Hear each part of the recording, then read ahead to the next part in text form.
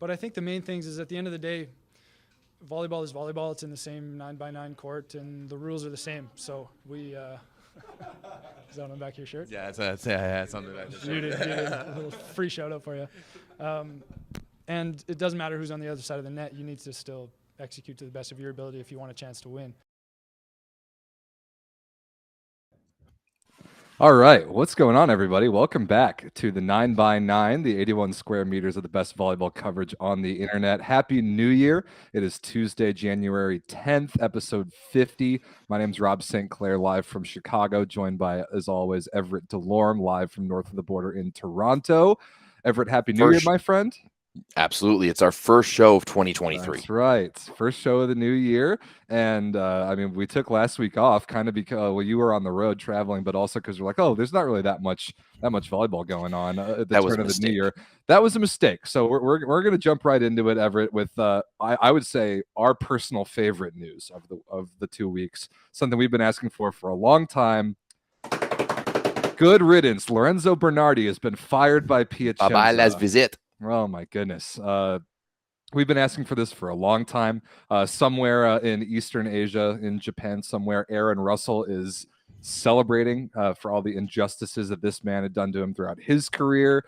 But Piacenza, after beating Verona in 5 in the first round of the Italian Cup, after a win, they choose to fire Lorenzo Bernardi, so no more Lorenzo Bernardi at the helm of Piacenza. They then immediately come back without 2 of their best players and beat Trentino in Superlega regular season play, which we'll certainly talk about. But Everett, I have to assume your feelings are similar to mine. We're thrilled. About time. I mean, for me, I messaged you today and I said, I wish we had an intern or someone to go through all of our old episodes and just make a montage of the amount of times we said that Piacenza should fire Bernardi, because I'm pretty sure we said it in like episode 1.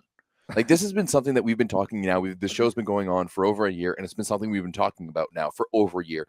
Even more so, if you're an OG of the Discord, you know that we've been talking about this way longer than that. It's just... It's thank goodness, about time. Bye-bye la visite. And let's get this team going. Piacenza has been a struggling mess for how many years? I mean, we saw... Ever since they came back into existence, really. Right. Yeah, absolutely. And I mean, we saw him have some success. He won some stuff with Sir Safety Perugia years and years ago when they first had Leon, but then they dropped him for Heinen, and that is all that really needs to be said. When you're getting dropped for Heinen, it's just good riddance. And I mean, we see the immediate result of them beating Trentino without Leao, without Lucarelli. You know, you've got the best player in the league last year in Simone, in my view, anyways, on that team. You've got the quote unquote best player from the year before in Antoine Brizard. Like, you have so much quality on that roster, and yet you can't get it done. Like, having to go to 5 against Verona, yeah, sure, you won, but you went to 5 against Verona. Just serve the ball at Nomuri Keita. He's a living, breathing ping pong paddle, right? So you just serve the ball at him, and you should be able to win easy in 3-0. But you know what? It's not that easy with Bernardi at the helm.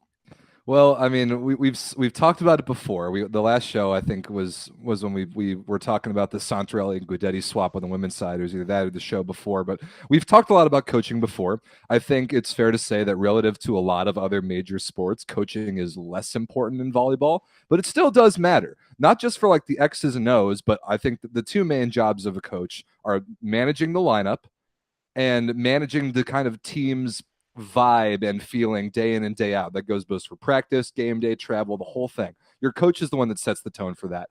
I've never met Lorenzo Bernardi. I've never hung out. I've never been in a locker room of a team that he coaches, but it was pretty clear to me, even from both of us, just watching it from the other side of the world, that there were bad vibes wherever he went.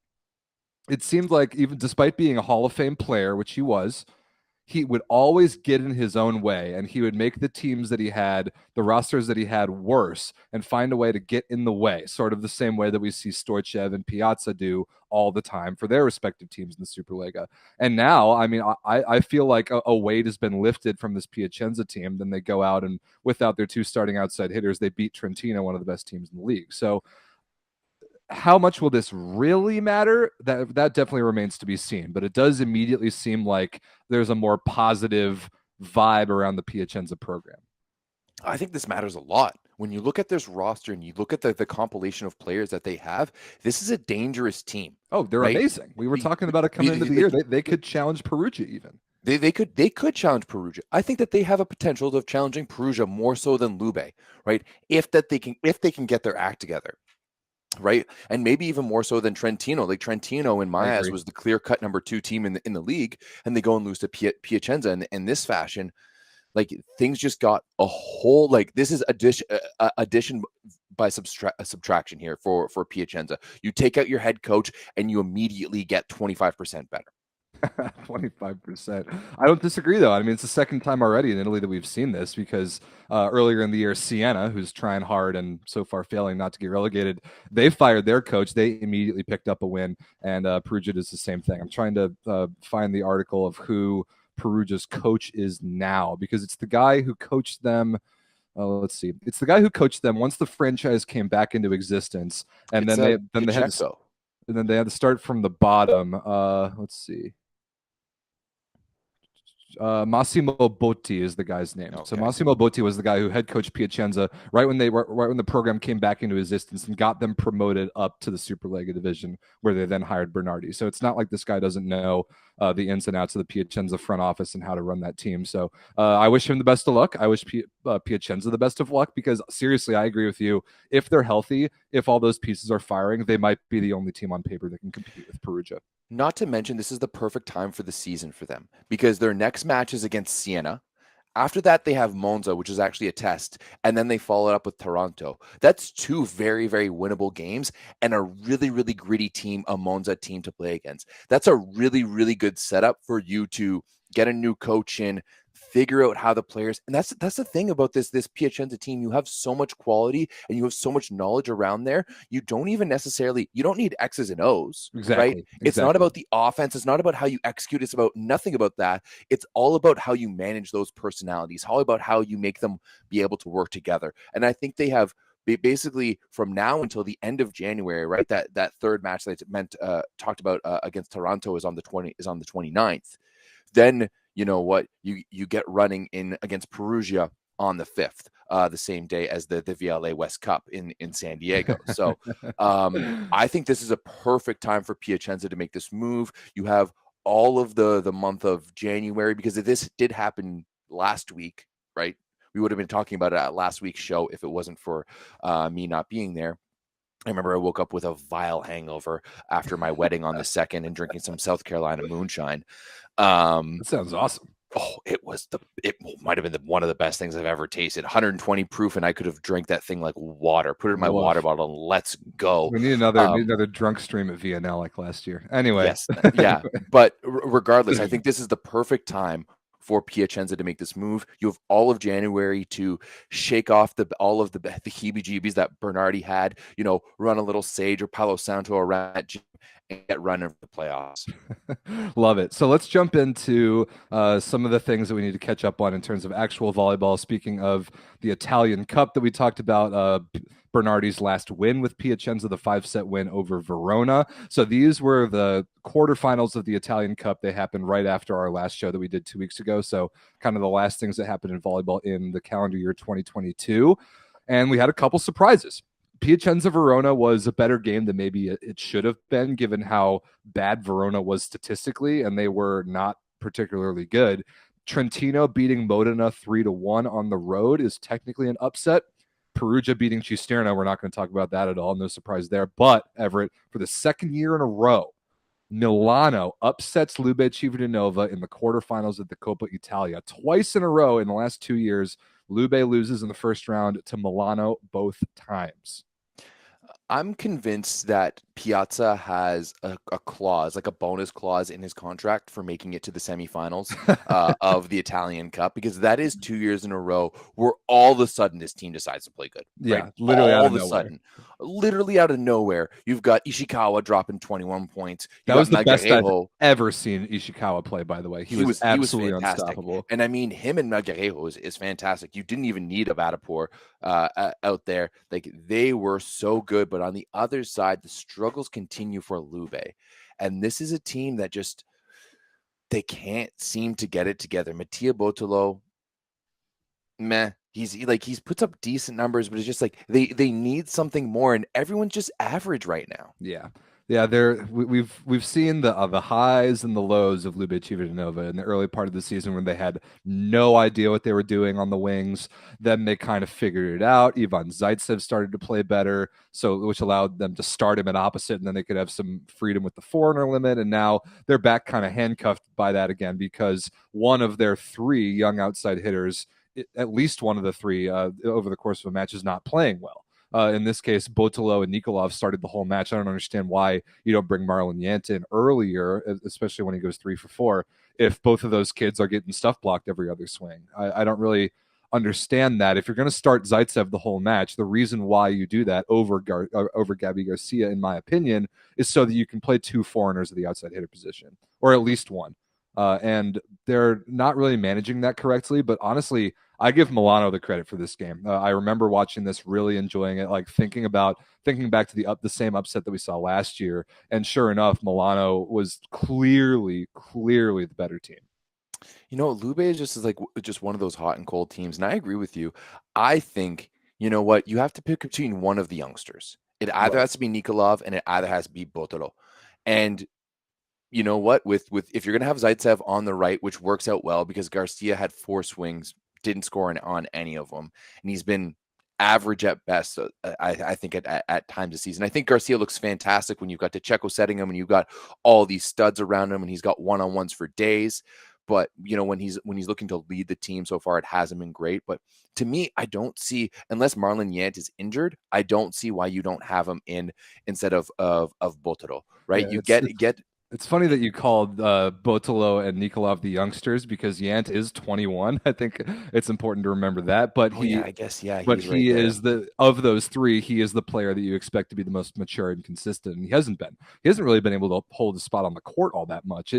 There could be some nagging injury concern there, and I would like Ronnie Cuban Spike, if you're watching, please let us know the status of Marlon Yant's health. I think there are people talking in the Discord the other day about how weird it is that we haven't seen him start consistently. Now, he played today for Lube in Champions League in a match that they won easily, but I'm a little confused by that too. Yeah, I mean, whatever. He played against Benfica. That doesn't really mean much to me unless we go to a better Champions League system. It doesn't matter unless they play other big teams. But you know what? I think down the stretch, you're really going to see the youth on this Lube team show. Between the trio of young outsides who are all under the age of 23, and then you've got Gabby. Botolo's probably the oldest at 22 or 21 or something. You know, Gabby Garcia, GGF on the right side. Other than Chinanyeze and Zaitsev, and of course DeCecco, this team is missing a lot. So it just seems like there's a lot of separations, and there's just not much going on. We got Blair Lambert in the chat saying that they need to go to Botolo and Yant. I agree. I agree with that. I don't know. To me, if you want to look at long term, Nikolov is the guy to go with. Botero to me is I was super high on him when he was playing at Padova. What was it, last year or the year before? The last couple of years, yeah. Yeah, I haven't really seen it from him. With the national team, we haven't really seen it. To me, he's not beating Micheletto and Lavia out for a spot on the national team anytime soon. If he has a career with the national team, he's going to be coming off the bench, and I think we're kind of seeing what Botero is. But Nikolov to me is an all-star. He's a superstar. Right? He is a full-on freshman. He was playing in the NCAA last year, right? And now he's putting up these kind of numbers. To me, you got to run with Nikolov because you're going to make him better.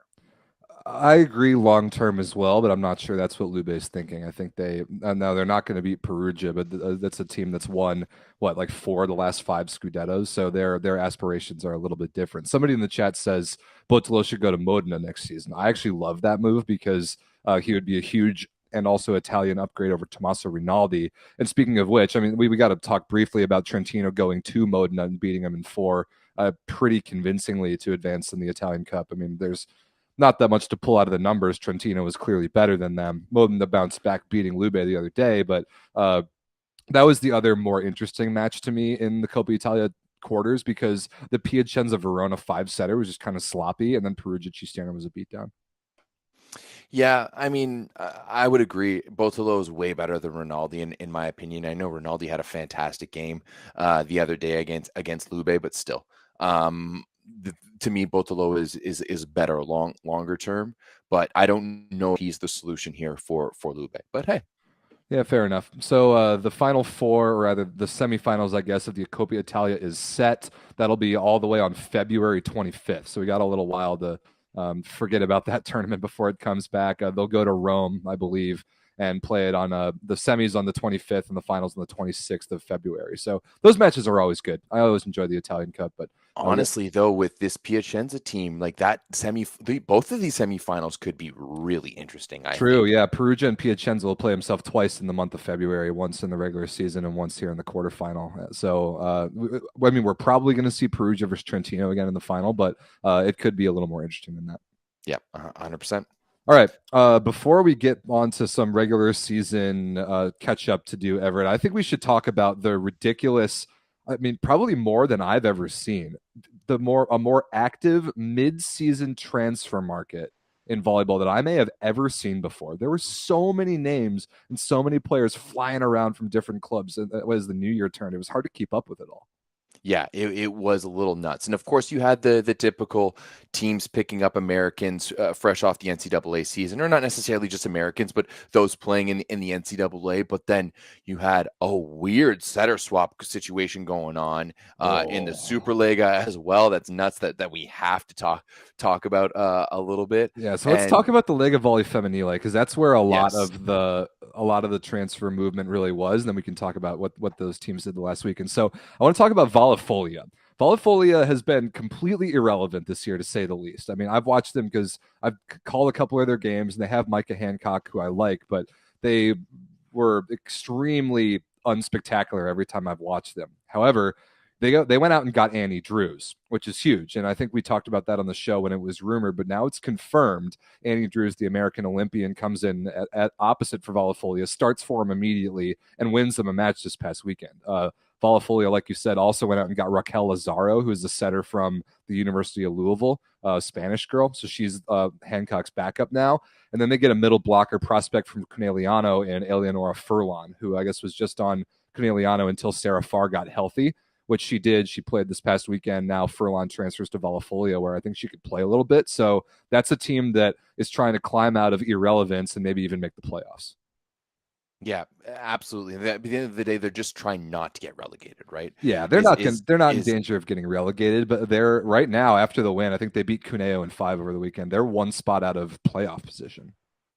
I mean, that's awesome. Then I mean, that is interesting, but to me, it's more so what was going down with Scandici and Firenze. That because talk us through this. This is nuts. So Scandici lets go of Ophelia Malinov, who was previously their captain. When Tommy and I did the preview of the Italian League, Tommy even said he preferred at times Malinov to Alessia Oro. Tommy, that take's not looking so good right now, because I'll have to say that like Scandici is this one team that just has been all right this year. When you look at the rosters that they have with Zhu Ting and everything, it's weird. So they let go of Malinov. They pick up the Chinese setter Di Yao from their national team, who's also rumored to be Zhu Ting's girlfriend. I don't know if that's a rumor that can be said inside of China, but that's the rumors going around. But they signed with her.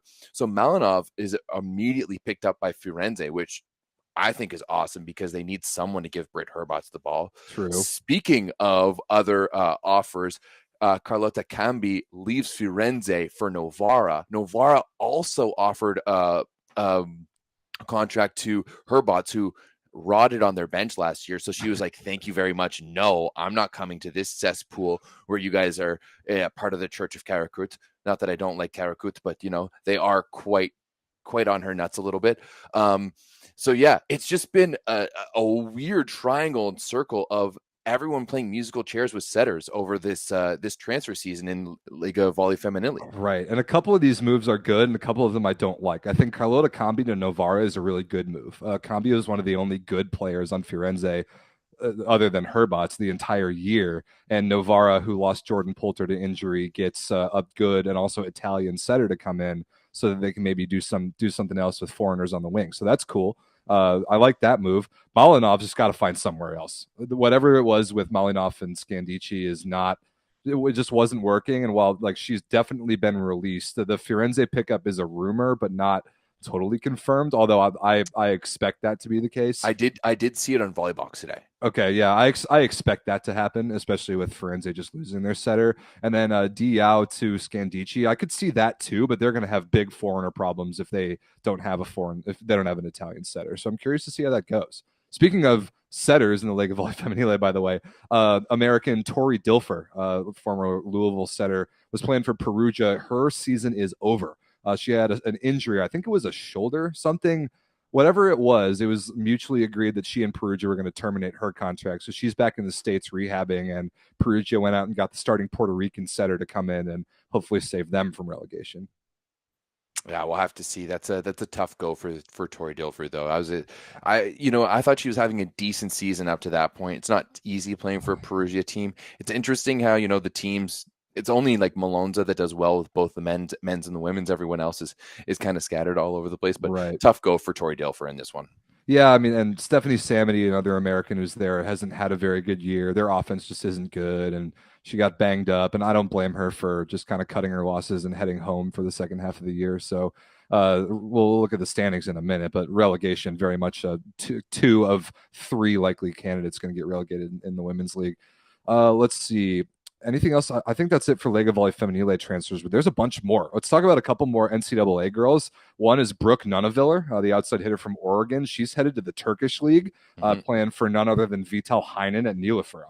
I kind of like that move. I'm curious to see that. Yeah, that should be interesting. And once again, that Nilofer team is always one of the teams that kind of competes at the higher levels. They don't have the same budget as the top five, but they compete really well. And that's why I think Heinen kind of excels. I think he does really, really well with a team that's maybe lesser and helps them overachieve a little bit. I can't remember if we talked about it last time, but there was also Claire Chaussee from Louisville, head into Macerata, which we may have mentioned in the last episode. I think we did. Just figured we might as well get it in there as well. Yeah, so she's there officially trying to help them not get relegated. Speaking of NCAA prospects, probably the most highly sought-after NCAA player of them all, even maybe more so than Logan Eggleston, was probably Julia Bergman, the Brazilian from Georgia Tech. Everybody was trying to get her to go somewhere midway through the club season after she was done playing at Tech, and she actually said no to all those offers. She's choosing to stay at Georgia Tech for the spring semester, get her degree in April or May or whatever, then play national team for Brazil, then start her club career. So honestly, credit to her. That's a huge investment in yourself to say no to an immediate contract so that you can guarantee yourself a college degree. That was an interesting one. I also kind of agree with that, though, from Bergman's perspective, because everyone wants her because she already has that national team experience. Exactly. Right? There's no question in anyone's mind if she can go play at the professional level, because she already had a fantastic VNL season and she just wasn't available for the World Championships. And if she was, things might have even looked for a little different for Brazil at the World Championships, right? So everyone knows she's at that level. So why not take that time, finish your degree, take some time off for volleyball, because you know that once everything gets to going, like once she finishes up at Georgia Tech and she goes to join the Brazilian national team, she's running from there, right? Like she's just playing volleyball for the foreseeable future, but she doesn't have to prove herself like any of these other NCAA athletes has to. She's already done that at the international level with one of the best teams on one of the biggest stages. So absolutely, I actually like that decision by Julia Bergman. I think that's a very good take. So let's talk about the men's side a little bit. Transfers, only a couple here because we didn't have the NCAA to pull from. But the one thing that we do have to pull from is the Chinese League. The Chinese League just ended, I think, last week on the men's side, and it'll be ending on the women's side here pretty shortly. nice situation for those foreigners to get to go over there, because you make a huge amount of money for like a 2-month season. And then if you want to, you can just jump on a good team in Europe in the middle of the year and see what you can do. So we've heard 3 main rumors for men's players that we're playing in China.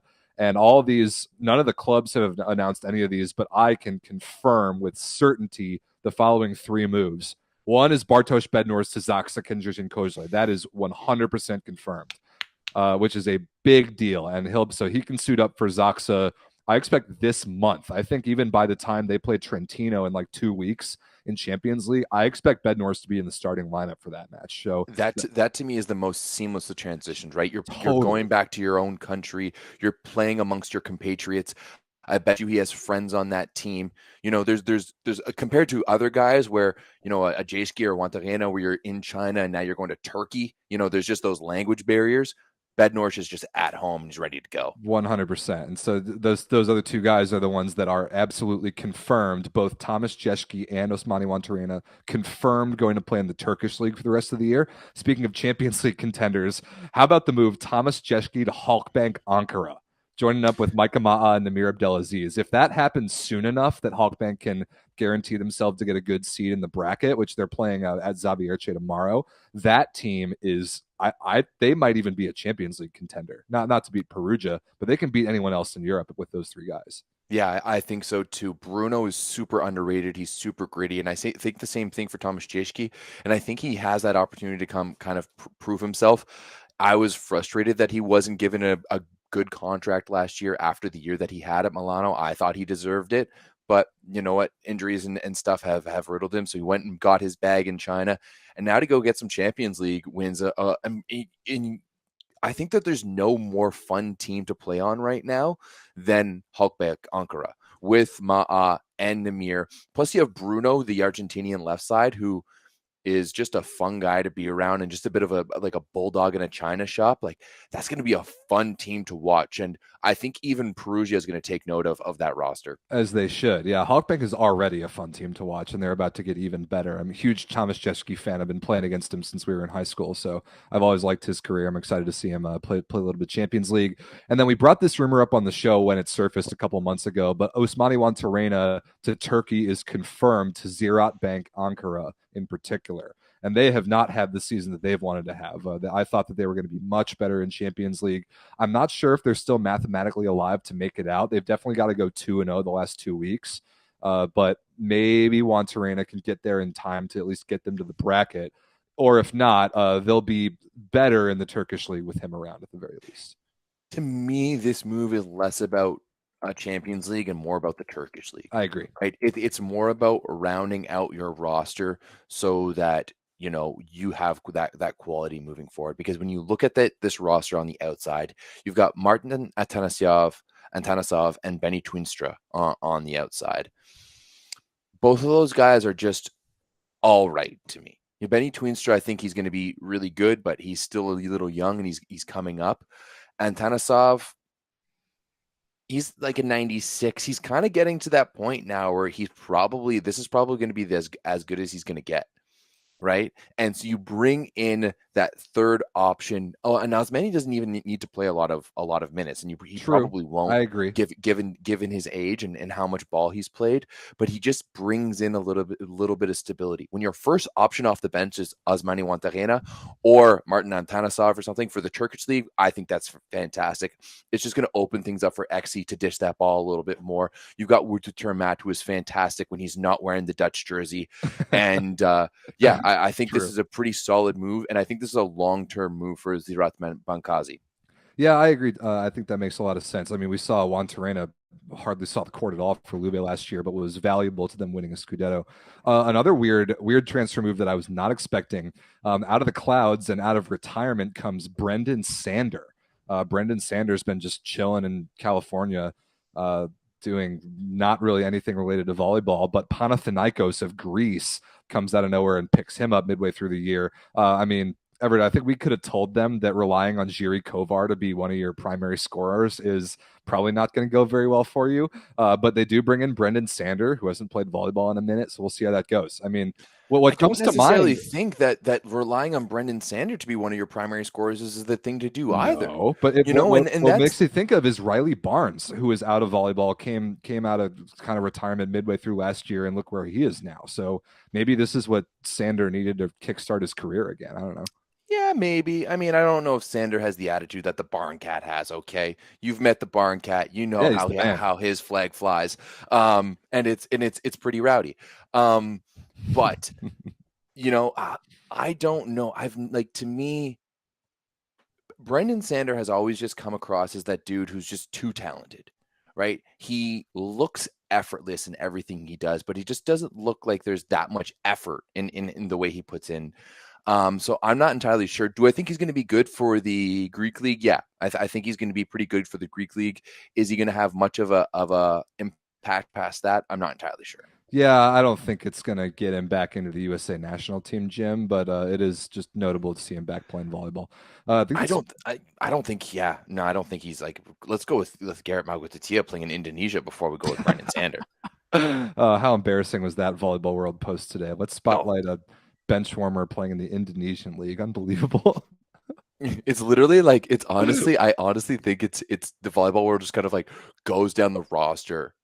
Yeah, it's the third guy. I think they watch this show. I think they actually watch this show and intentionally do the things that we make fun of them for all the time. Absolutely. There's no way the boomers know how to use YouTube. Right? They just get Power Volleyball and Titans Volleyball to do everything for them. Yeah, great point. All right, that's enough for transfers. There's a lot going on. We'll touch on a couple more of them as we talk about their teams, but let's jump back in. You want to go men's or women's league in Italy next? Let's go to the women because let's go to the women and then we'll jump back to the men before we do that. Let's do it. So the women are now officially halfway through the season. Match day 14 was this past weekend. Couple good ones. Chieri and Casalmaggiore was a pretty weird 5-set barn burner. Just kind of a lot of weird stuff going on.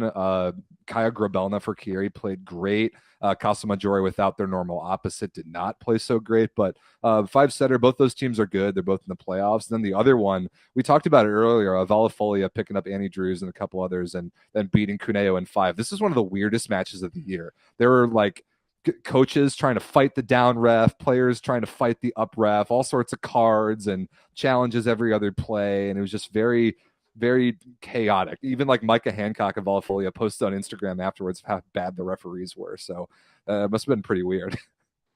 Yeah, I think that's just one of those games where the match just got out of hand with the referees and the referees just start cowering. I mean, we've all seen, a 2-jacks on the stand, if you will, who just can't handle it. Shots fired. Yeah. Shots. Hey, you know what? If you're going to be the biggest troll and more than welcome being a troll in the Discord, you gotta take your lumps on that back. But for me, the big one here has to be Busto Arsizio getting that win over Florence. They are now in that 8th spot. They're now in that 8th spot for the playoffs.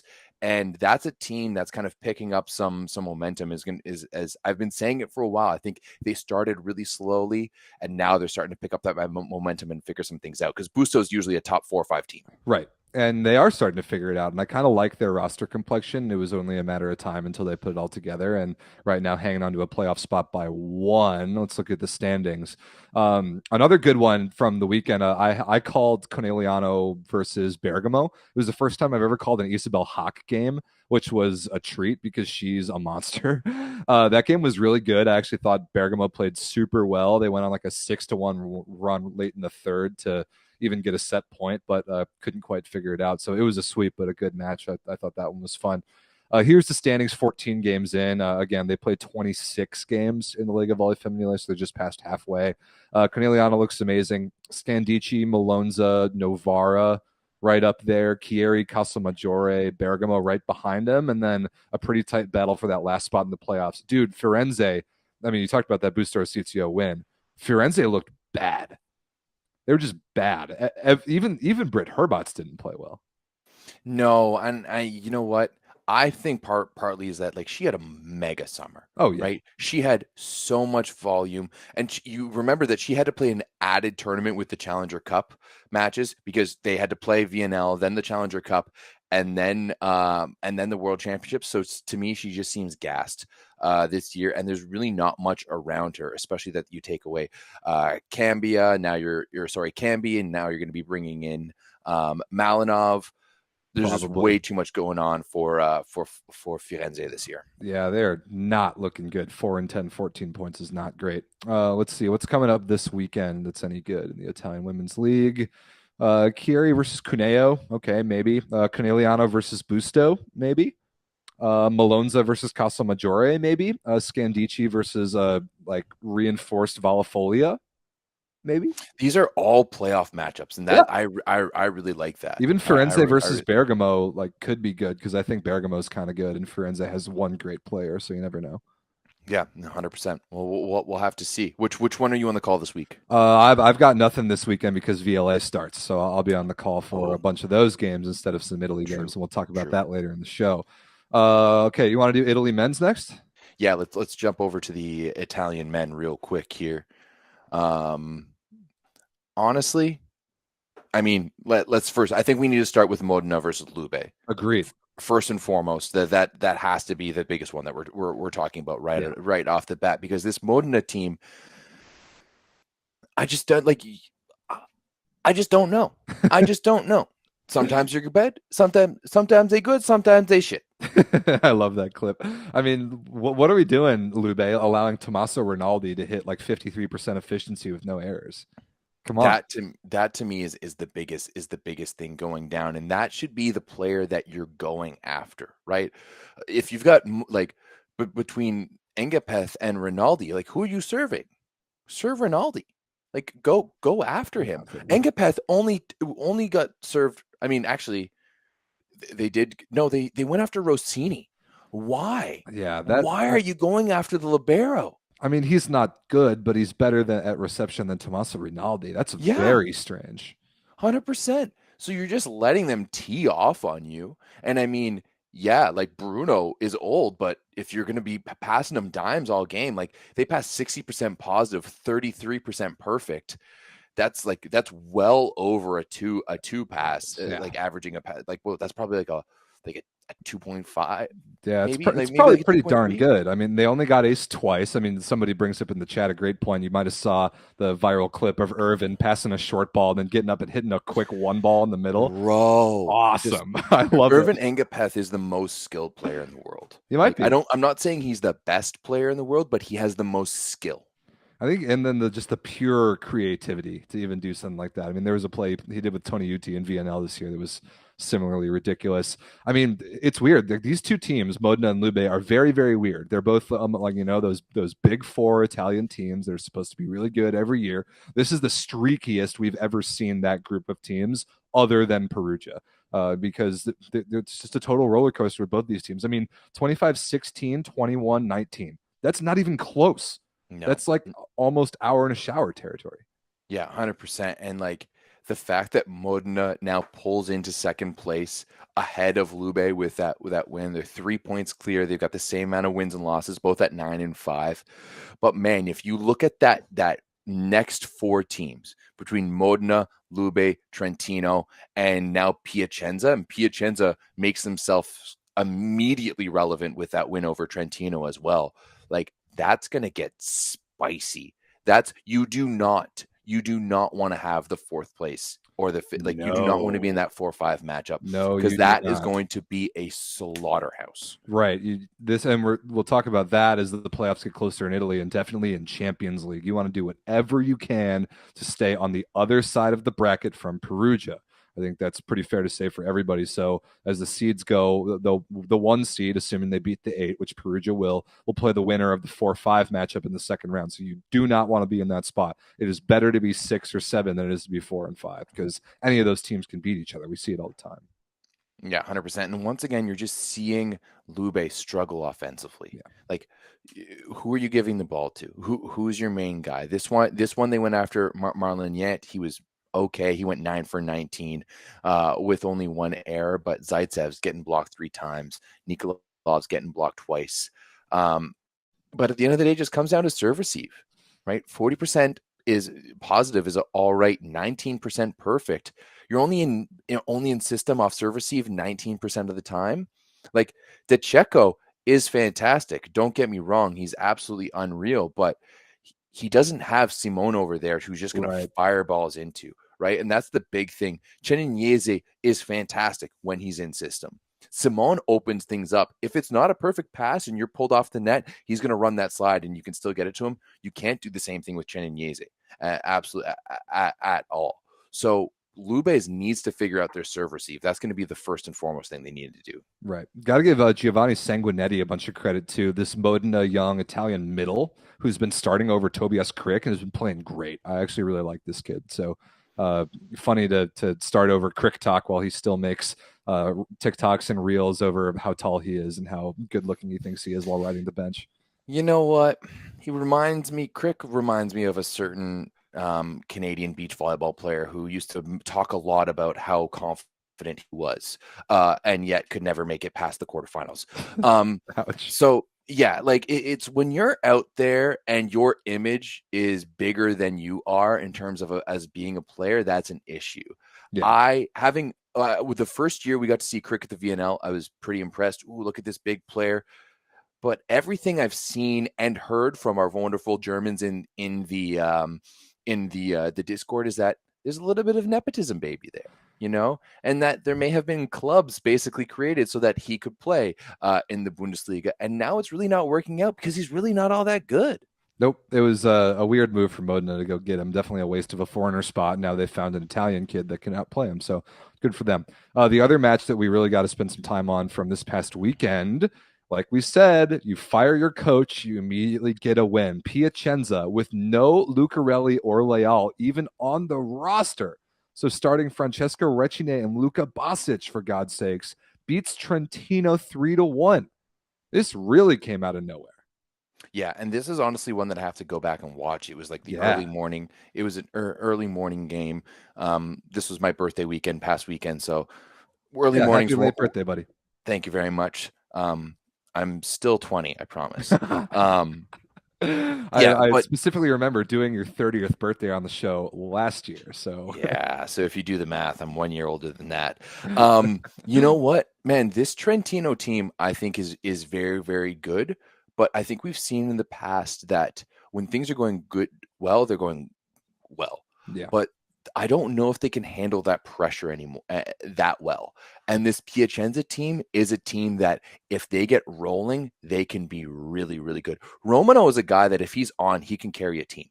Oh, right? For sure. Especially from the service line. That was the real difference in this match for me. 10 aces, 16 errors for Piacenza is a phenomenally good ratio. And they absolutely served Trentino off the court. Trentino passed 8% perfect as a team. Gabriele Lorenzano, who's a libero that I really like, passed 20% positive, 0% perfect on 25 attempts. Did not pass a perfect ball in 25 attempts. Piacenza was just ripping the cover off the ball from the service line and forcing Trentino to hit exclusively high balls. You can see that from the attacking distribution, and the percentages were just not that good. You know what's even more impressive is that they did it with Luka Basic out there, which is impressive. Who passed in itself. Equally like trash, but the rest who passed equally like trash. Hit the ball well, positive. 15. Yeah, but to me, Romy Alonso, the Cuban middle, is. I'm not going to say he's like Simone's protege because he's such a different type of middle than him, but this dude is fiery. And I think he just brings an extra level of grit and attitude that this Piacenza team is missing right now. A little bit of leadership without needing to be the leader. Like he's boisterous. He's talkative. And I think he gets Simone going, right? I've seen them interact in Spanish, albeit. I don't know what they're saying, right? I need to do some more Duolingo. But it seems to me like if there's one player who can not get under Simone's skin in a bad way, but almost kind of in a good way, you know, I could almost see him just being like, come on, old man, figure it out, you know, and like, and get him going. So once again, this Piacenza team is one to watch. Simone with you've got Simone coming up with 13 points. Francesco Ricine with 14, which is where does that come from? That's a huge luxury if you're Piacenza and can get that Italian outside hitter playing well. And they need that, right? They absolutely need that, because even once Lucarelli and Leao come back, what do you do with this roster with the foreigner limit? That's still going to be one of the biggest things, because one of those guys still can't play. Right. Because you're going to need an Italian out there. So you need Ricine. So either Lucarelli or Leao is going to be sitting on the bench. Correct. I think it'll be a while before Lucarelli's back with I think he hurt his hand, had surgery, but Leao should be back any day now. I'm actually surprised he's been sitting out as long as he has. So I do think that Piacenza is significantly better when they play both the Cubans in the middle. So their foreigners or their Italians are Romano on the right, Scanferla at Bro, and then they probably need Ricine to start a lot of the time. So and the fact that you just still have Chester there to throw in the middle as well, to play around with some of that, this Piacenza team and this roster, I don't know. We'll see. Good. Definitely a management question for this Botti character who took over him. So yeah, kind of weird one there out of nowhere with undermanned Piacenza with a brand new coach beats Trentino. Other one I really want to talk about is Padova reverse sweeping Cisterna.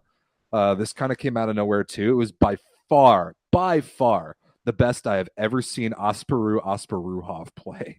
He came off the bench to a little bit first 2 sets, started the third, rest of the match went 16 for 23 with one error, never blocked.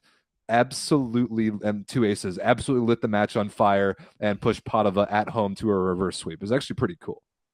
Yeah, you know what? He just came in and, you're right, caught on fire. Yeah. And I tuned into this one. I had an issue listening to this one just because of the commentator. You know what? And he was unbelievable. You got a classic Dusan Petkovic game out of this one too. He was 13 for 35. Blocked 7 times. That blocked is a classic, 7. Yeah, blocked 7 times. Petkovic game. Absolutely, but you know what? He had two aces for 4 errors from the baseline, right? And 21 attempts, which leads his team from the baseline. So what you're going to get, a little, sometimes good, sometimes shit, from Dusan Petkovic. But the thing is that this performance from Asparuhov isn't something that you can, this is a guy that we've seen play for Bulgaria. Right. Not sustainable, it's not at all sustainable. But I do think that this spells I would not be surprised. Cisterna right now is sitting in a playoff position. I would not be surprised if they fall. I would not be surprised if by the end of the season they fall outside of the top 8. I could see Monza getting in there as well. Above Cisterna and maybe above Verona as well. Yeah, I could see it. Monza, by the way, beat Taranto in 4. MVP performance from your boy Arthur Schwartz, which was awesome to see. So yeah, that last playoff spot, or AKA the honor of getting smacked by Perugia in the first round is, you obviously want to make the playoffs, but you really want to be the 7th seed. That's going to give you a much more better chance to actually survive. By the way, Perugia beat Verona in the quickest hour and shower maybe of the entire year, 17-17-16. Ouch. I'm just gonna sound like a broken record now. At what point do the Verona owners going hey, Stoichev, you are run out of town in Modena, and we need to do remember when his big play was to bring in Jansen from UCLA and be look, we're so smart. That lasted not even half a season. Dude's still around. They're still paying him a contract to be a practice player. He hasn't seen the court in how long? You have Namuri Keita, who bro was playing right side in Korea last year. He wasn't taking passing reps. And you want him to go to the best league in the world and take passing reps? No, it doesn't make sense. You have 2 of possibly the best. You have arguably the best volume hitter in Rok Mozic on the left side. You have another guy that can take up a fantastic amount of volume with a 7-footer on the right side. And you have a grizzled veteran who's known to be one of the most solid passers in the world, in Gord Perrin. Why? Why not just run with that? Figure it out, Stoichev. The next one that has to go after Bernardi is Stoichev. And I really, really hope, the same with Bernardi, is that we're not just getting into this old rehashing of the same old coaches, right? It's the same, the same deal with who picked up Anastasi this year. Was that Perugia? Perugia? Perugia Like, did, and it's actually why? working out for him because he's staying For out of how his long? own way. Yeah, He's okay, staying out that's of his own exactly way. it. That is the key for coaches like this. Stoichev is literally incapable of staying out of his own way, especially when he has so many choices that he has to make. Same with Piazza. Like, Idiots like that cannot stay out of their own way. You absolutely know, and I've coached with coaches like this before, where K does in practice, he passes a one ball, and then they jack him up a ball out of system, and he crushes a ball against no block. And Stoichev's like, yeah, he hit ball good. Yeah. He hit ball good. And that's all he can think about. Doesn't matter that he's passing 14% positive and 14% perfect with he's getting aced 4 times. No. Yeah. That doesn't matter at all. Right. I mean, shout out to Thomas Jeschke again for the second time in the show, because he was on Taylor Averill's podcast and was talking about coaches that he had, called Stoichev the worst coach he's ever had. So enough said. Before we move on, check out this Wilfredo Leon stat line. Oh man, 11 for 15 attacking, no errors, and 6 aces. 6 aces in 3 sets. I don't even Get outta need here. to see the video, and I already know who he's acing. Yeah, right. Because like, although the Rock Mosic and Keita both got aced 4 times each. Okay. There's levels. There's levels to this thing. Yeah, man. but and the Rock there's is one also level at the top, and is there's also one team passing there. 38% positive. Yeah, he's fighting it off, but he's getting lit up by Leon. Not there's anything to be ashamed of there. Everybody gets lit up by Wilfredo Leon. He's the best player on earth. Perugia's the best team. Who cares? We don't need to talk about it anymore. Literally, Rich Licky was the only guy not to get an ace on the Perugia roster for this match. Ridiculous. Oh, and Soleil. Sorry. Ridiculous. All right, so here's the standings. Perugia's the best team in the league. Duh. Let's see what's going on this weekend. Modena, though, undefeated in their past 5. True. They're very hot in Italian league play. They take on Milano this weekend. That should be a good one with how Milano just won. Man, not very many of these games are good. Cisterna versus Trentino. Trentino should win that. Piacenza versus Siena. Easy win for Piacenza. Verona versus Taranto. I mean, you've got to win that if you're Verona. Lube versus Monza. Got to win that if you're Lube. I don't know. I mean, I'm gonna be up to my ears in volleyball this weekend anyway, so I'm not gonna be watching any of these. But I guess we'll see on next week's show if any of them turn out to be good. Yeah, I mean, here, if I look at this, I think Modena versus Milano could be really, really good. I think Monza versus Lube is also going to be really good. Monza beat Lube in the first round. Also, shared a clip of Cachopa. He's back in the gym. He's on his feet. He's getting some setting reps. Ooh, could be good. Clearly, he's not ready to go, but still. Honestly, that was great to see. As much as this is a big one for Verona, but I think it could also evenly be a big one for Toronto.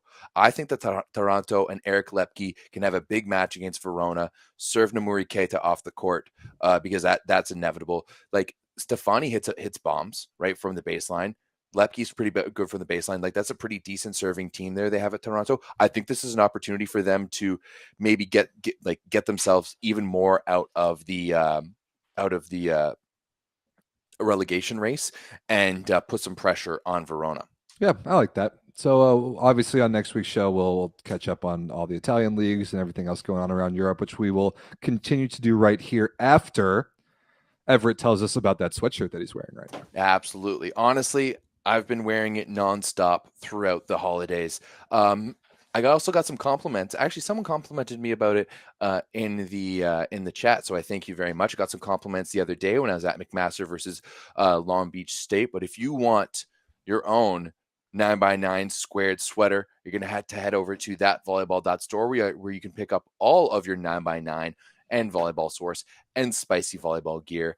And it's a way to support us a little bit. It's a way to look good and to support us a little bit. I'm still dreaming of the day where we can go to an event and see someone wearing some of our merch. Well, we hopefully we're trying to get ourselves to a lot of events this year. One of the ways you can help us do that is by buying some merch, but also wearing it to the events that we end up going to. It would be very cool to see some spicy volleyballs in the crowd at some of these tournaments. 100%. I mean, I do want to give a shout out to Dan, who came over and introduced himself when I was at the MAC LBSU game the other day. He said he loves the show. So Dan, shout out to you.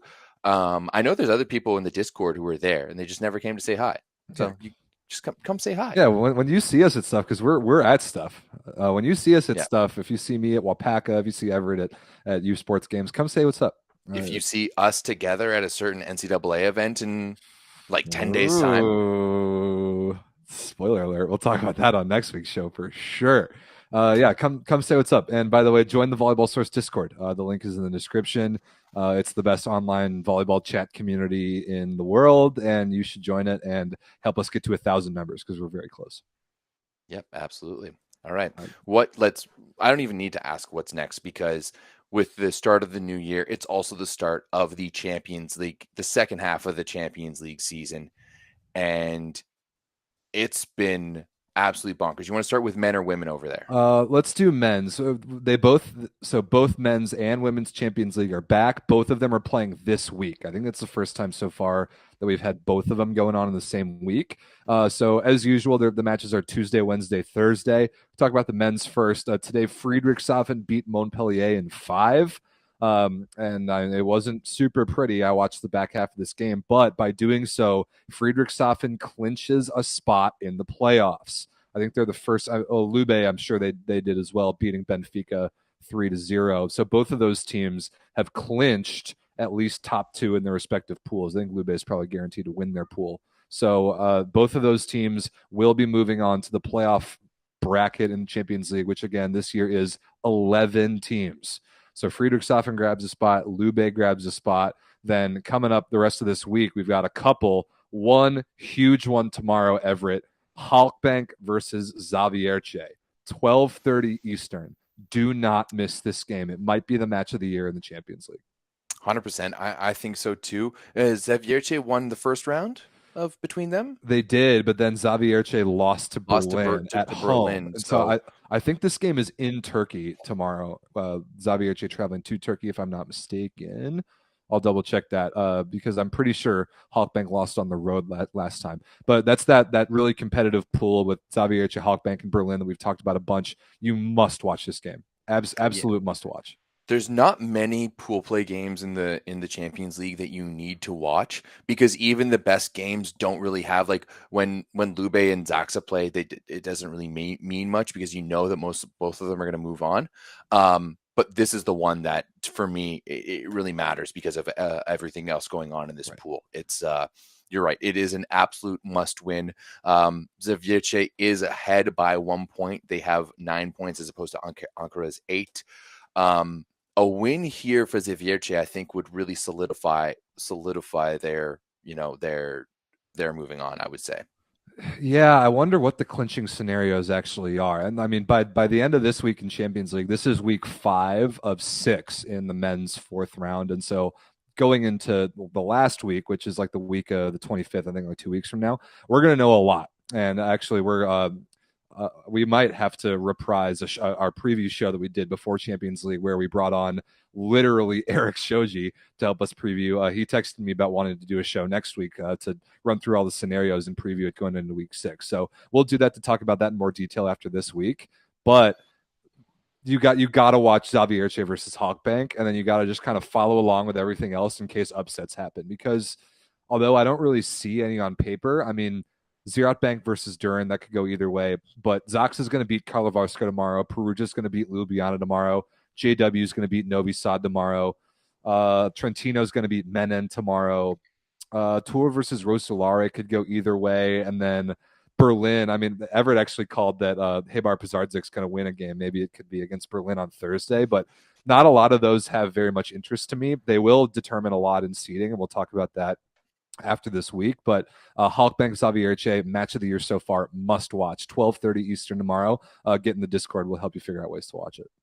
Yeah, I mean, Berlin did suffer a loss recently to Friedrichshafen right before the break. They lost a set to Lüneburg as well. So I just don't think this Berlin team is that good. You know, my confidence in Marek Sotola to be the guy at that level for a team of Berlin's level isn't really that high. I think he can do it. He hasn't proven it to me enough yet. Right. And you know, Pizardzik, there's something about those fiery Bulgarians. You know what? You just can't give it to them sometimes. You got to show up. So Yeah, Haybar versus Berlin, maybe something interesting there. That could knock Berlin out of the playoffs if Berlin falters there. But Hawkbank versus Zavierce is a must watch. Let's talk about the women's side. Women's week 3. So this is the time finally where we're starting to see some actually good games. So a couple today, actually. I mean, Alba Yeah. Blaj beating Prometey 3-0, whatever. But Kuneliano and Zhezhov was a good game. Zhezhov stormed out of the gate and took the first 25-16, but your girl Everett, Alexa Gray, her and Isabel Haak combined scored, I think, like almost 50 between the two of them in the rest of the match. Gray had 24 wow. in this one. Yeah, so she was absolutely impressive. You know what? Sure, they can play Catherine Plummer when they play Val Folias or whatever. They're going to play Alexa Gray when the time is needed, okay? I disagree, but it is good to see Gray play and play well. I mean, this is their biggest opponent that they have in their pool, and they went with Alexa Gray. So happy for you. Happy for you. Happy for you in Canada. Yeah, Caneliano takes out their main challenger, but they do drop a set that might hurt them in ratio because the other match today was Vakifbank versus Novara. Always a very interesting one when Ebrar Karakurt gets to play against the Turkish team. She was good today. The rest of Novara, not good at all. Vakifbank with a quick 3-0. I just don't think that the rest of this Novara roster is good enough. I really don't. Bossetti is fantastic, but she's a solid P2. Mackenzie Adams is good, and I think she had a decent day today, but she's not at that level yet. Yeah, I'm pulling up the stats. At least Adams was able to play a little bit, but she wasn't super good. It's crazy. Karakurt had 42 attempts, and the next highest was 17. That's ridiculous. Like, Lavarini needs to be doing something different with this offense because you can't have your one player scoring 21 and no one else getting into double digits, right? Bossetti has 7.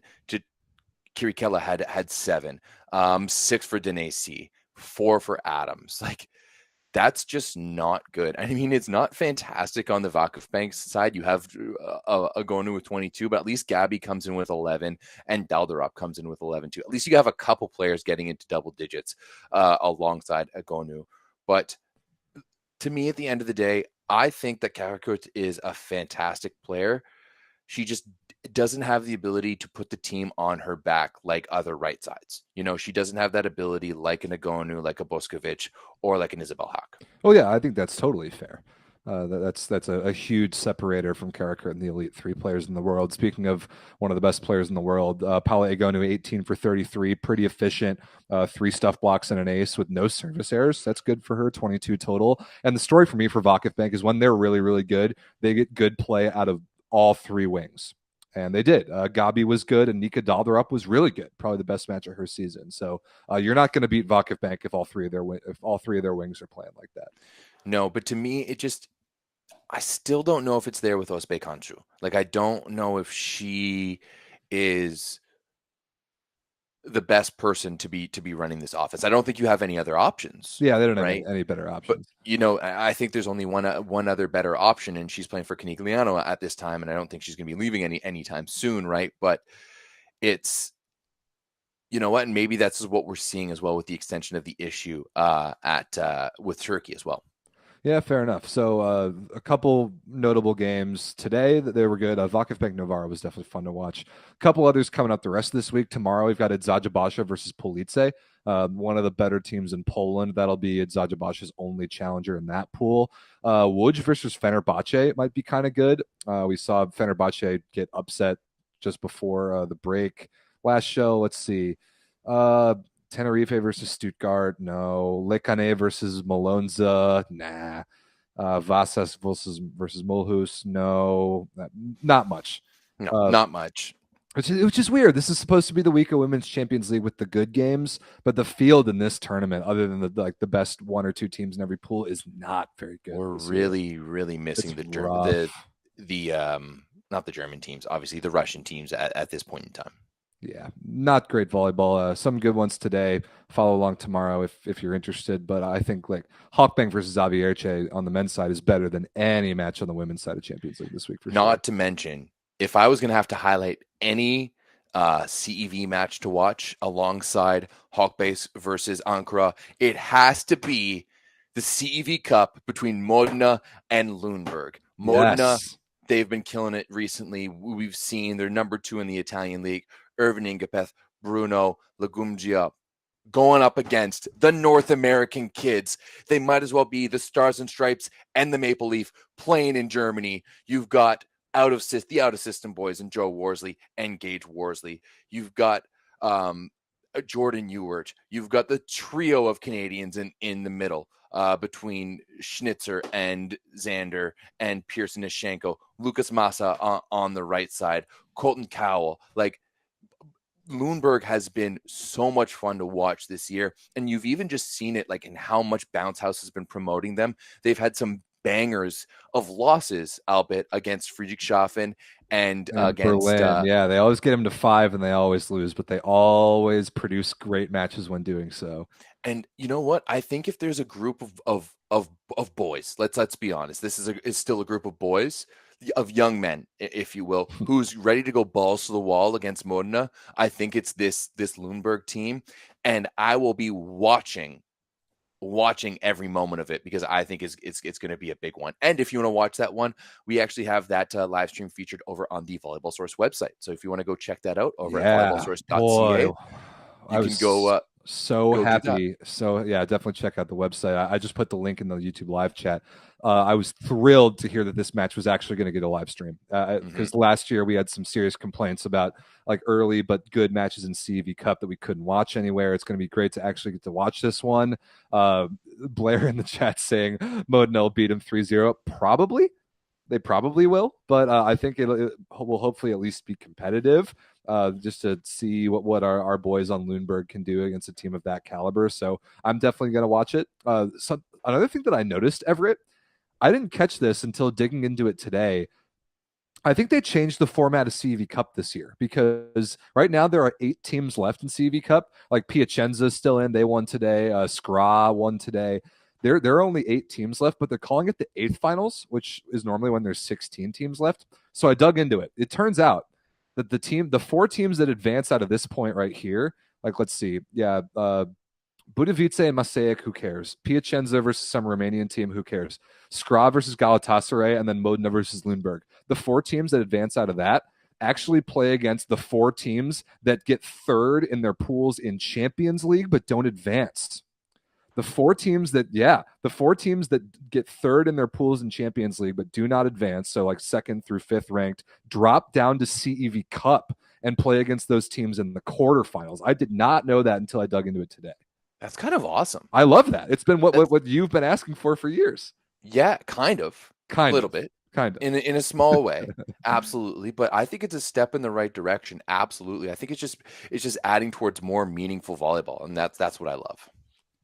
So yeah, if you get 3rd in your pool in Champions League, but you're not that one top-ranked 3rd-place team who makes it out into the playoffs, you still get to play CEV in the form of CEV Cup. And I didn't know that until today because God forbid the CEV actually publishing that absolutely crucial change to their tournament format. So it is what it is, but I'm going to enjoy watching Modena on one screen tomorrow. And like the old days. Blair's saying this is like the old days. I mean, he would know as the senior member of the Discord. So yeah, Modena versus Lundberg is at 1 p.m. Eastern tomorrow, and there is a free live stream on some German website that I don't even think you need a VPN for. So you don't. Sportsdeutschland.tv. Right. I actually have the link embedded on the website. So as Rob said, it's in the stream, and if you just head over to volleyballsource.ca, you'll be able to find that there as well. Big one. All right, Everett, a couple more things. Somebody asked earlier in the chat if we're going to do our top 12 women's list of 2022. Yes, we are. That'll be the last thing on the show. Before we do that, 2 other things I want to get to. The first is the PlusLiga.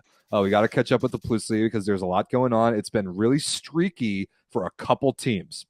In a bad way, Jastrzębski Węgiel is on a horrible streak. They have lost 6 of their last 8 games. And I know they had some guys hurt. Toniuti was hurt for a while. Wisniewski's done for the season. They do out and go get this Mustafa Mbaye character who counts as a Polish player to help them out in the middle. But they've lost 6 of 8. And they had a good one against Zawiercie on Friday, but lost it in 5. So JW, who looked like the best team in the league all the first half of the year, is in a free fall. And conversely, Luke Lublin, featuring Americans Jeff Jendrick, Dustin Watton, and honorary American Nicolas Sherzhin, started 0-6. They've won 8 of their last 9 to improve to over 500 at 10-9. Yeah, I mean Lublin, not to be mistaken with Kuprum Lubin, who also beat Resovia in 5 on Sunday, which is another big upset. Right. Lublin has been one of the best teams to watch so far recently in the PlusLiga, and man, they are a team to watch, and that's kind of what I love. There's something about how often PlusLiga plays and how there's games kind of all the time that I think just leads to more chaotic of a schedule. Yeah. And I love it. I absolutely love the fact that you've got, one of the best teams on a slump. It feels like North American sports. We don't need an 82 game season like we have in the NBA or the NHL, but I love how many games they play and the different possibilities that comes of it from the PlusLiga. Yeah, and I know the players don't love it. I think the players think they're playing too many games, but it does create some fun roster management situations for the coaches to maybe give some of their studs days off, and then that produces some upsets, which is fun. Also, we got to give Zaxa a shout out. They've had a very interesting year. Obviously, their outside hitter position has been in the spotlight. Speaking of which, Denis Karyagin was released today. I think he's at the French league now, maybe Toulouse, but he is no longer wasting a roster spot on Zaxa. But Zaxa, without all of that, they still beat Zavierce the other day. I think they even beat him in 4 for full points, and they're about to get Bartosz Bednors. So who knows? Maybe maybe it was too early to write them off as championship contenders.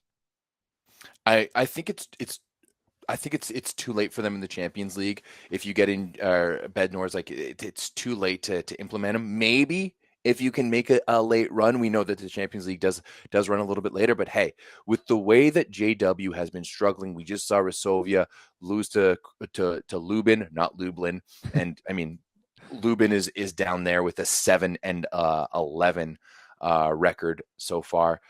This Zaxa team could be one to watch. Like when you've still got Slivka, you've still got Furle, you still have Kaczmarek, you add Bednors in there, who's a legitimate cannon on the left side. That team just gets a whole lot more interesting and a whole lot more lethal. Exactly. Not only the body and the talent that they were needing it outside, but also the play style. It's exactly the play style that they needed at that like primary outside hitter. So yeah, I'm interested to see that. The PlusLiga is packed. Shout out to Gdansk, by the way. They've been playing really well. This Bolanj character on the opposite for them has been a monster, and Warszawa has quietly improved as well, all the way up to 6th. Apparently Arthur Schalpuk's having an amazing year. So good for him. He has been. Can you say that one guy's name again? Who, Bolanj? Oh, that was good. So that's a good one. Yeah, there's like the L with the slash and the A with the tail and the Z with the accent mark. I mean, yeah, I put some work into my Polish pronunciations this year. Thank God that's one of us. Yeah, right. All right, so that's it for the PlusLiga for now. There's matches going on all the time. The Poland channel in the Discord is actually a really good spot. They're very active. We have a handful of committed Polish fans that speak great English and are good at explaining things to us. So join that if you want to follow the PlusLiga. Last but not least, Everett, before we unveil our top 12 women's players of the year, it is time. It is time for my beloved Volleyball League of America to get back into action. I'm rocking the VLA shirt because the season starts this weekend. The VLA is a startup men's league in the States. We're entering, it's probably, I guess you could call it the third proper season, where we're running a very full schedule, and there's a lot going on. A pretty easy event this weekend in Indiana with 3 of the Central Division teams getting together. But if you want to know more about the VLA, we have something for you, and that's tomorrow. Me and my boy Vince Zanzuki will do a big old season preview show called Around the VLA, our show that we do throughout the season over on the Volleyball League of America YouTube channel. So if you want to know more about the VLA, go check that out. But there will be 6 matches this weekend, all on here on YouTube. And the VLA really, really needs your support.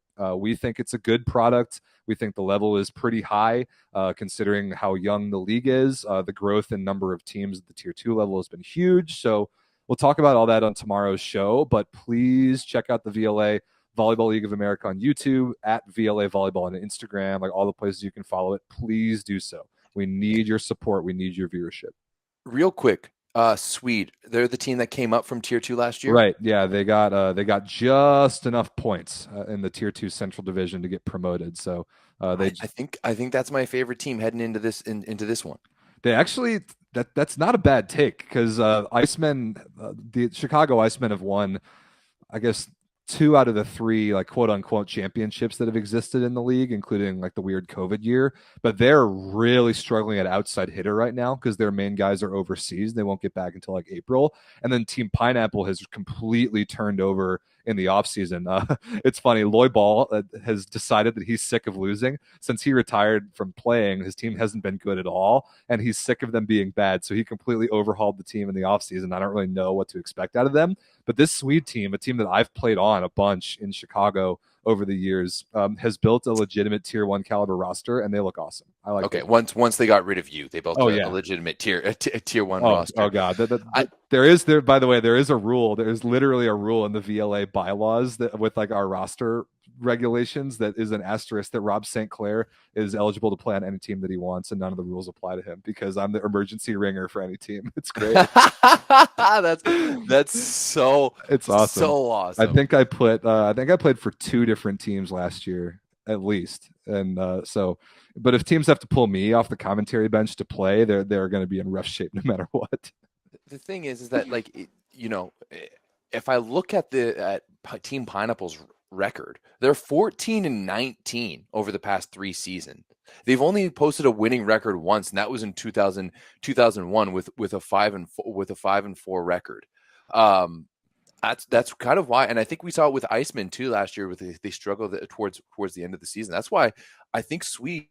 I really like how some of these you've got the old upstarts. They were the powers. Like, let's be honest, Iceman and Pineapple has been like, even growing up, we knew who Team Pineapple was for here. sure.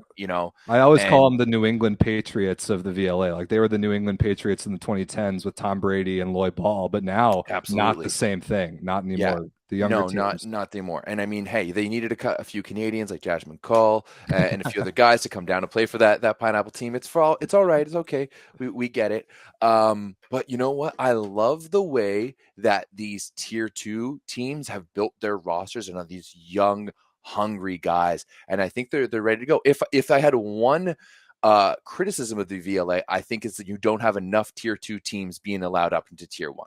Yeah, the promotion criteria, and we'll explain all this tomorrow on the show. We don't want to promote people all that quickly. We would rather be very selective and make teams earn their spot in tier 1 than give it away for free, like a certain other league that I know. But we do like the way that you can work over multiple years and get promoted, but at the same time, we want to fill the divisions here in tier 1 as balanced as we can, which is why it was easier for Swede to get promoted last year because there were only 2 teams in the tier 1 central division, and we wanted to get one in there to make 3 a little bit quicker. So as the divisions continue to populate themselves, once we get like 4 in each or maybe even 5, we're going to start relegating people, and that's going to be really fun. I can't wait for that. Like I'm excited for some relegation to go on because that just makes things even more spicier. Because I think right now, like Iceman and Pineapple are feeling a little safe, and I feel like the young boys are coming.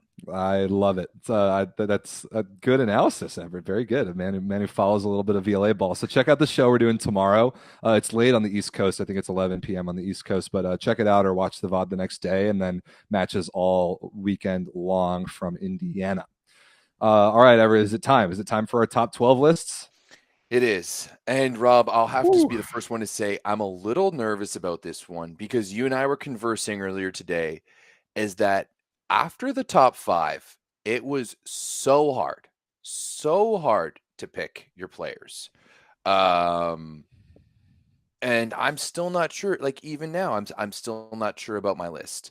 But you know what? The deadline came, you had to get it done, and let's jump into it. Do you want to do yours first or?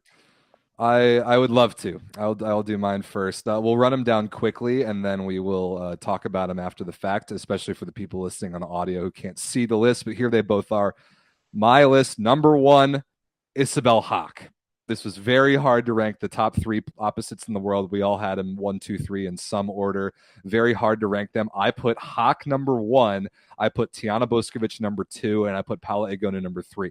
And as we do that, it's important to, again, remind people that this is what that player accomplished and what her teams accomplished in the year 2022 only. It's not necessarily who I think the best player in the world is. It's who I think had the best calendar year 2022. And that's the same way Everett made his list. So I've got Hawk 1, Boskovic 2, Egonu 3. I've got Gabi from Brazil and Vakifbank at outside at 4. I've got Joanna Volosh, the best setter in the world, at 5. I think we had those same top 5 in different orders. And past that, it actually got really difficult.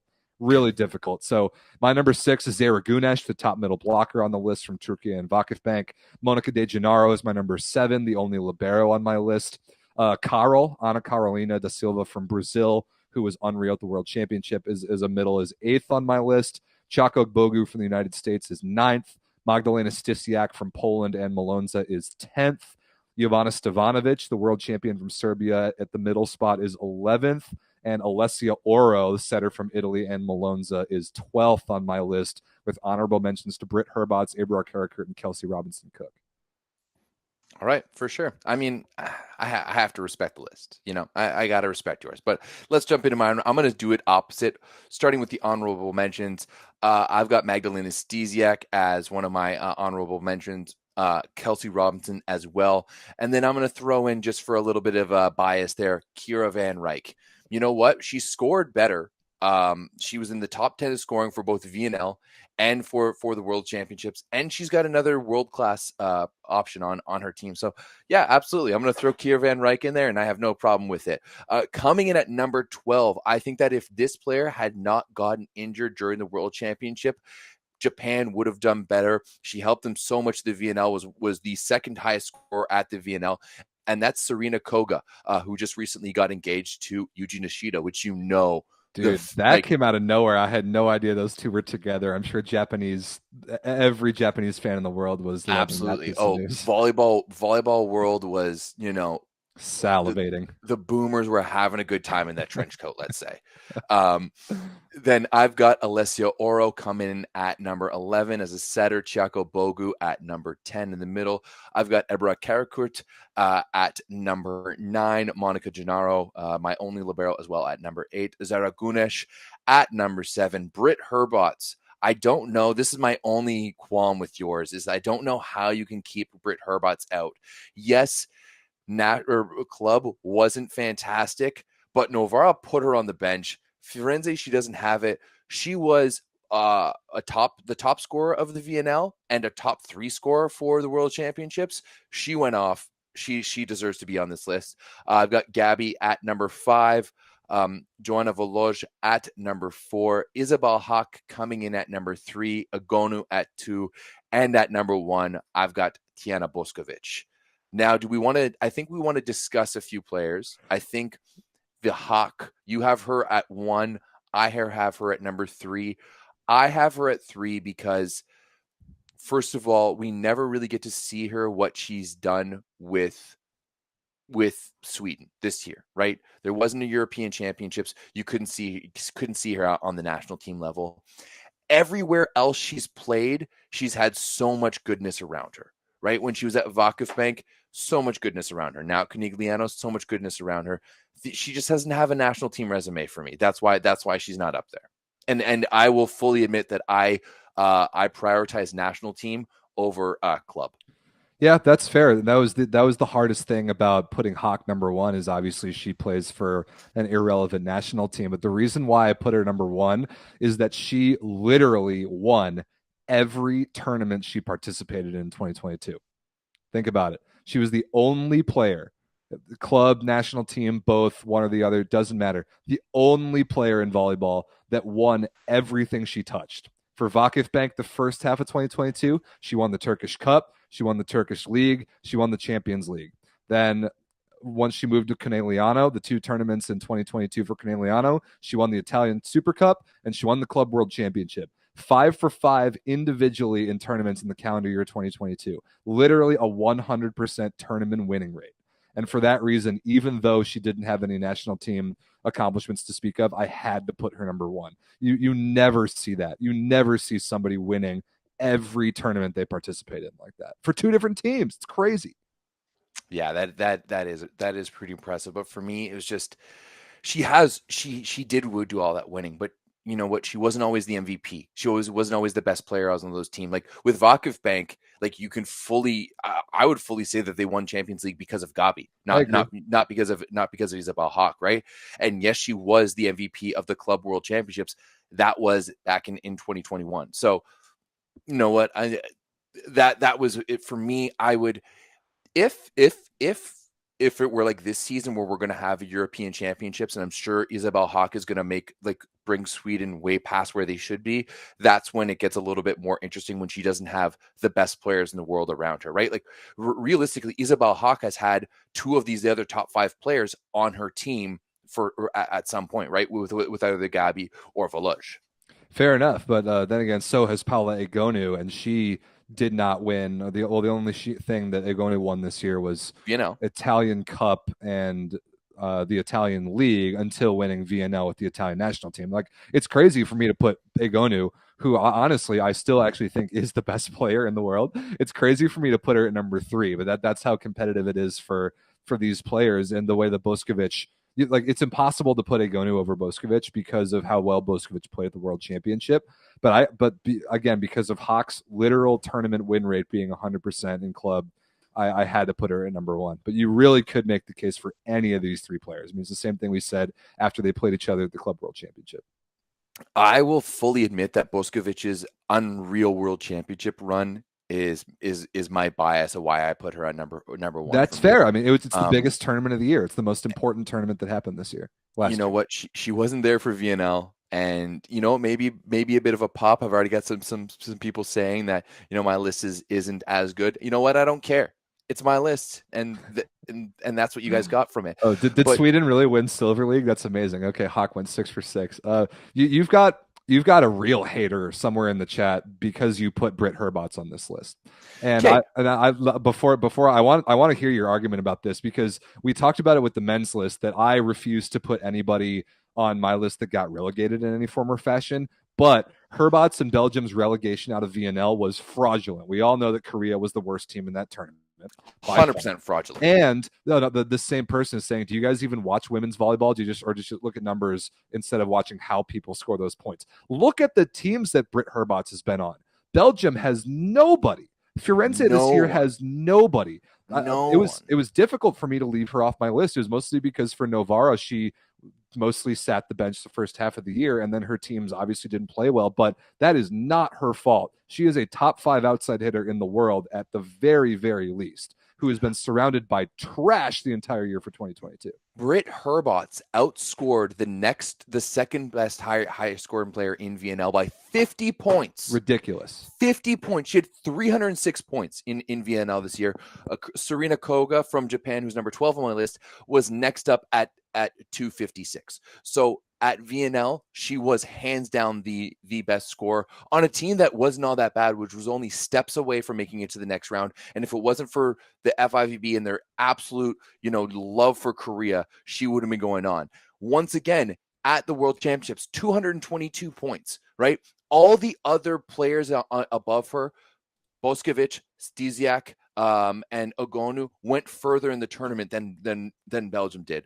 Britt Herbots is a scoring machine. To me, like it's like you have to have her on this list. She is absolutely unreal.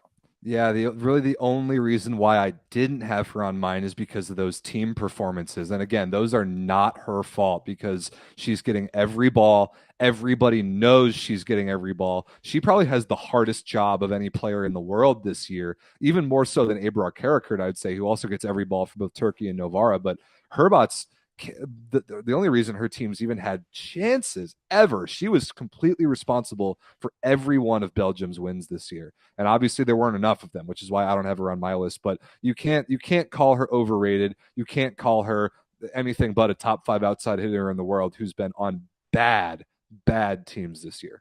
Bad teams, right? She doesn't have the quality that Hawk is having around her at any point in club or in national team, right? So you got to give it to Britt Herbots. Right. Now, Everett, you said that you prioritize the national team for making these lists, the national team performance and achievements.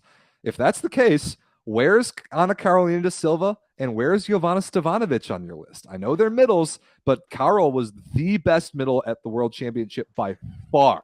She was a blocking machine. Remember how she like ruined Egonu's life in that semifinal blocking the ball?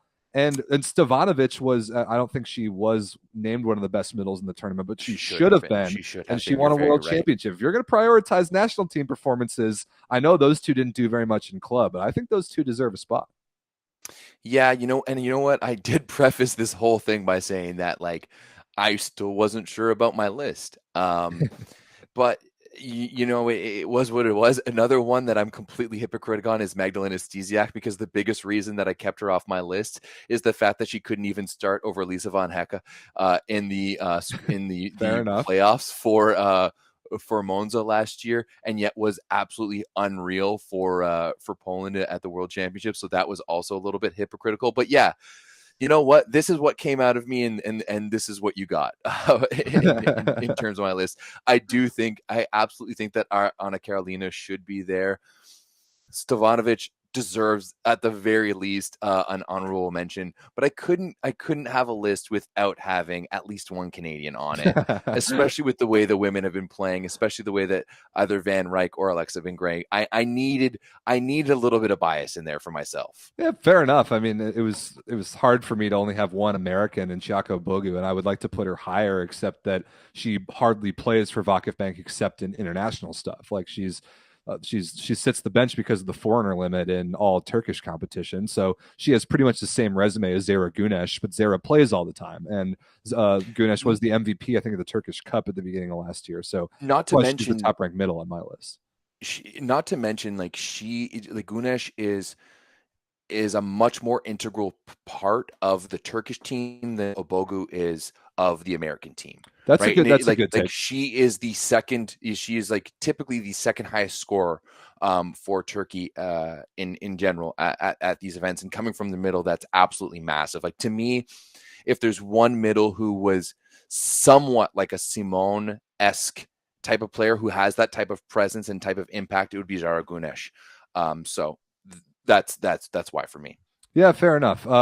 Talk to me about the comparison between Stysiak and Karakurt for you, because I think their accomplishments, like the way that their teams played, was pretty much identical. And I know Stysiak hasn't seen the court as much at the club level, but I think her world championship, or rather her national team summer, was better than Karakurt's. Yeah, I think so too. In some respects, but at the end of the day, for me, Stysiak, I think, like, when you look at the outsides that Poland has, like with Rosansky and why am I blanking on the other ones right now?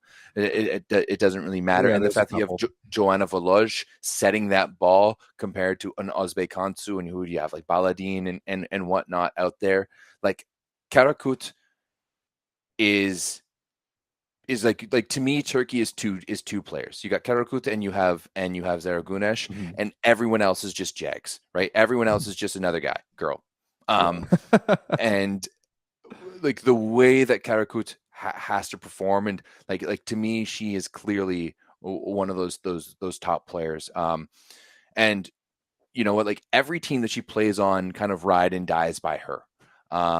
Poland did a great job with Stysiak this year, but at the same time, like, Stysiak, for me, the way that she just disappeared for Monza last year was a bit of a thing. But you know what? If you would have asked me to make this list yesterday, I would have given you a different. I had a different list yesterday, made a different one today, and I'd probably give you a different one tomorrow. Fair enough. Well, we will put this up on Instagram. Our men's list on Instagram did really well, got a lot of engagement, and the people voted on whose list was better. And I smoked you, Everett. I'm sorry to say. I think I got like 70% of the vote. So yeah, we'll put these on Instagram up as well. I'm sure you're going to get much the same thing on this one too. We'll see about that. You're about to start off your year by getting swept by your boy making top 12 lists. But no matter what, if Volleyball World happens to come out with their own lists like they did last year that spawned us doing this whole thing, our list will be better than theirs. So you can take that to the bank. I have no. Although, you know what? They may use mine just because I had a bit of a Japanese element. See, I may or may not have shamelessly tried to, You did that on you know, both your lists. cater to, you know, a wider variety of fans out there. No shame. So we'll see how our lists do when we put them on Instagram, see what the people think of them. But you guys here watching the show live get the first look. So enjoy that. It's been good discussion. Everett, I think that's a show. That was Yeah. a very long show. Trust me, I agree too. I do think though that it would be fun. Maybe we just do a bit of a podcast sometime where we set like a top 10 players per position, men and women. Like Oh, that would be a heck of a discussion. Oh to, man. to me, that's much more indicative of, because like women's volleyball right now is like men's volleyball from the early 2000s, just so right side dominant. Yeah, that's right? true. Every team that's dominant has a dominant right side. The only two teams that aren't dominant is like Brazil with Gabi and Belgium with Herbots. Every other team is rocking a big banger on the right side. So I would love to break down kind of position by position. Let's do the left sides, let's do the middles, let's do the setters, let's do the right sides, let's do the libs.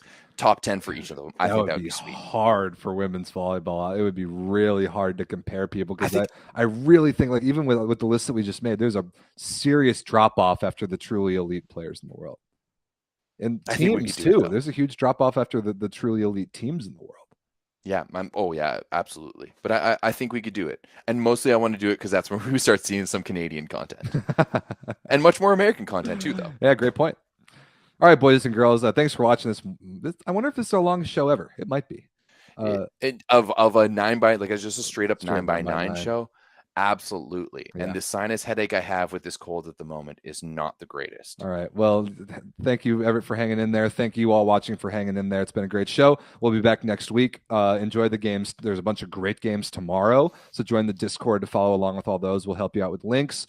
Catch Around the VLA tomorrow night if you're interested. Watch some VLA ball this weekend. And we'll be right back, same time, same place next Tuesday to recap it all. Peace.